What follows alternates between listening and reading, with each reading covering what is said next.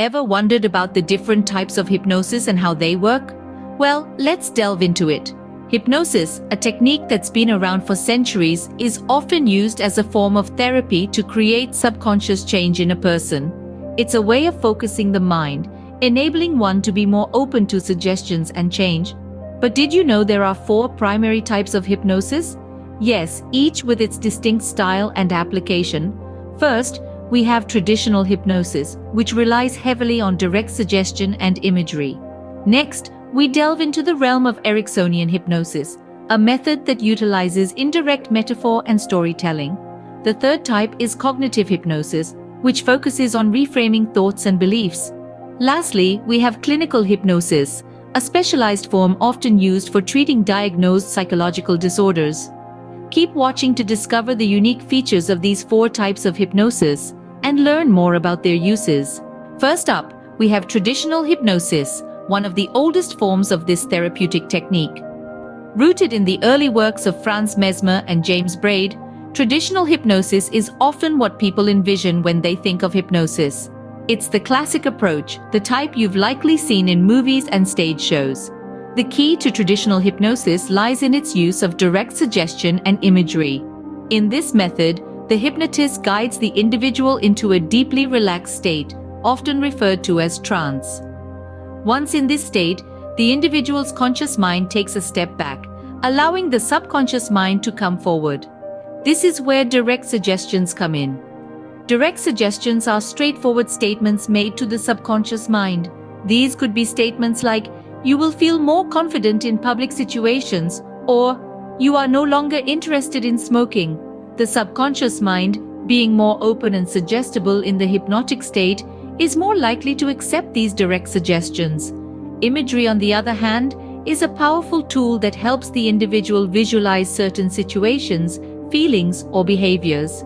For instance, the hypnotist might guide the individual to imagine a peaceful, serene place to help them relax or visualize themselves excelling in a situation they usually find challenging. Traditional hypnosis is typically used in situations where the individual is open to suggestion and has a clear goal they want to achieve. It's often utilized for issues like smoking cessation, weight loss, stress management, and confidence building. It's a method that, despite its age, remains effective for many people today. However, it's worth noting that traditional hypnosis might not work for everyone. Its effectiveness can depend on the individual's receptivity to suggestion, their trust in the hypnotist, and their motivation for change. But when it does work, it can bring about profound changes in a person's behavior and thought patterns. That's traditional hypnosis, a powerful tool that uses direct suggestion to influence behavior and thoughts. It's the cornerstone of hypnotherapy, a testament to the power of the subconscious mind and the potential for change that lies within each of us. Next, we dive into the world of Ericksonian hypnosis, named after its founder, Milton Erickson. This approach to hypnosis is a little different from what you might typically think of. Instead of direct commands, it employs the art of indirect suggestion and storytelling, making it a deeply engaging and effective method. Erickson believed in the power of the subconscious mind, and his approach is designed to tap into that. The beauty of Ericksonian hypnosis lies in its subtlety. It doesn't tell, it suggests. It doesn't command, it guides. It's like a gentle breeze nudging a ship towards the shore rather than a forceful wind pushing it.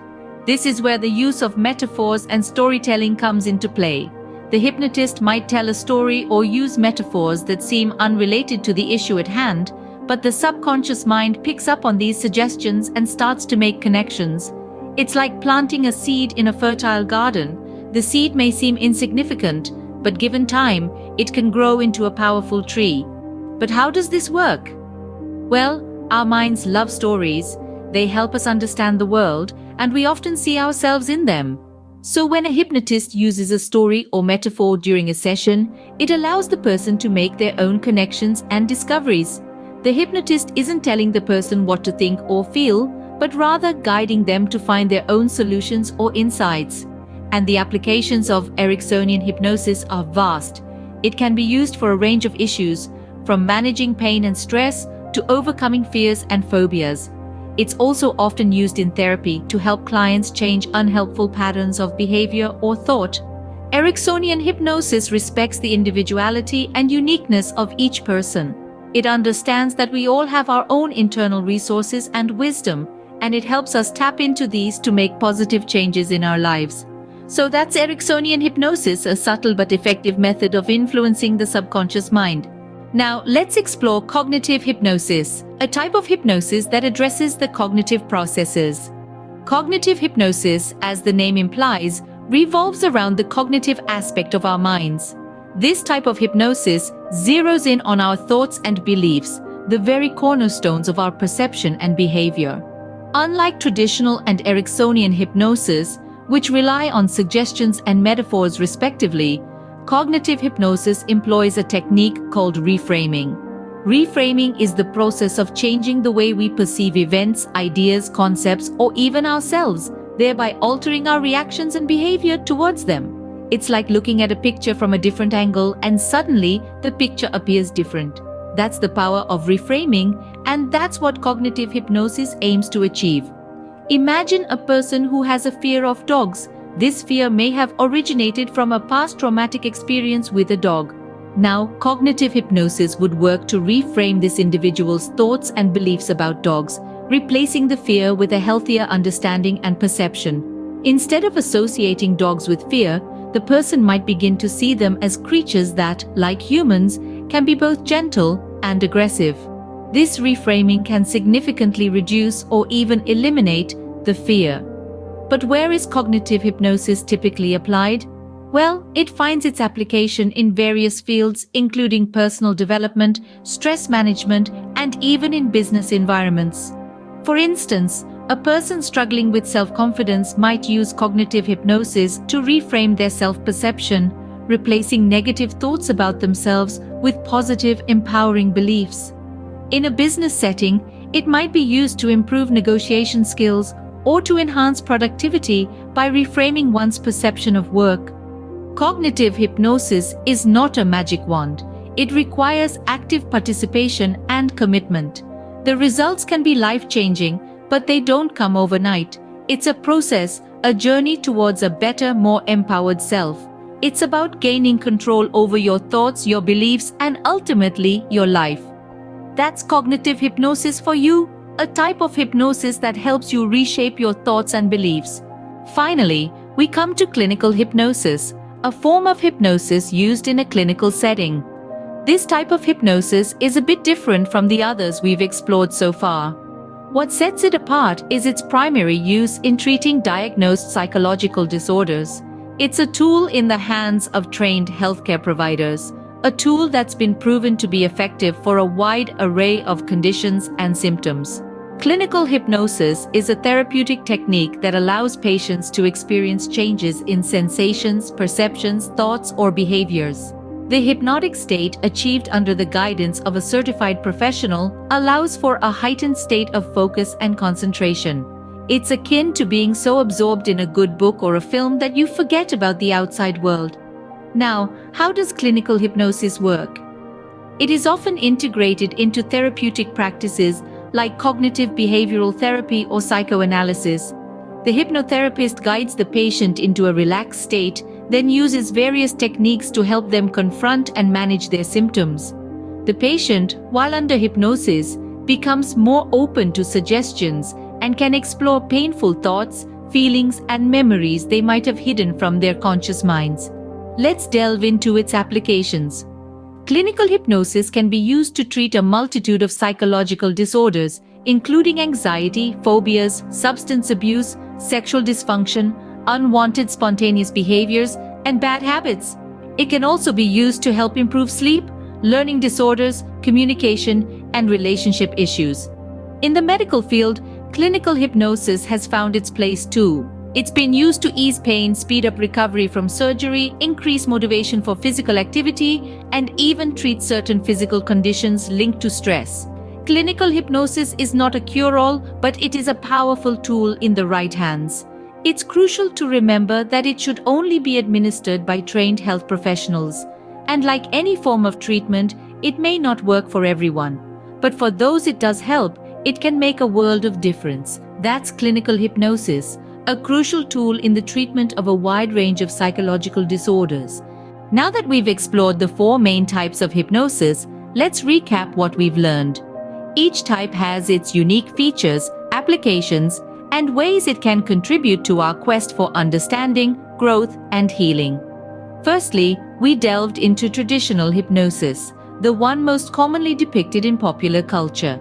With its direct suggestions and imagery, it's a straightforward approach that can help guide the subconscious mind towards desired outcomes. Whether it's quitting smoking, managing weight, or overcoming fears, traditional hypnosis can be an effective tool for personal transformation.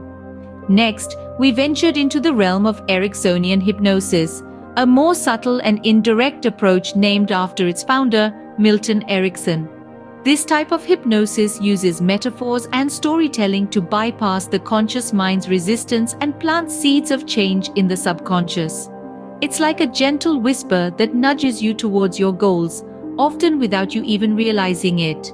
Our journey then took us to cognitive hypnosis, a type that combines hypnotic techniques with cognitive behavioral therapy. This approach reframes thoughts and beliefs, altering our perceptions and reactions to certain situations. It's like having a conversation with your subconscious, challenging old patterns and creating new, healthier ones.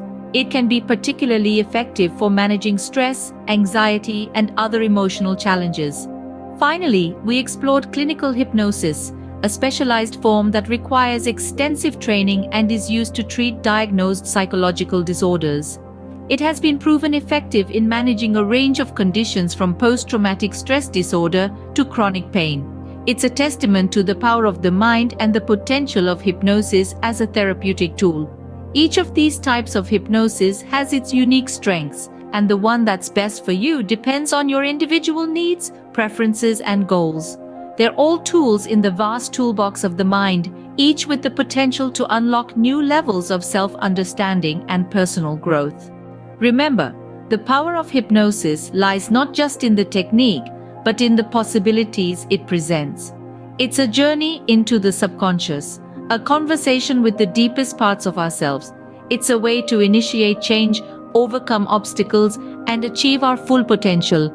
So, whether you're seeking self-improvement, healing, or are simply curious, understanding these types of hypnosis can open new doors of understanding. It's a fascinating field that continues to evolve and surprise us with its potential. In conclusion, hypnosis, in all its forms, is a powerful and versatile technique. It's an invitation to explore the mind, to challenge our limitations, and to tap into our innate capacity for change and growth. Hypnosis, in all its forms, is a fascinating and versatile technique. Whether you're seeking self-improvement or are simply curious, understanding these types of hypnosis can open new doors of understanding. Remember, the power of hypnosis lies not just in the technique, but in the possibilities it presents. Until next time, stay curious.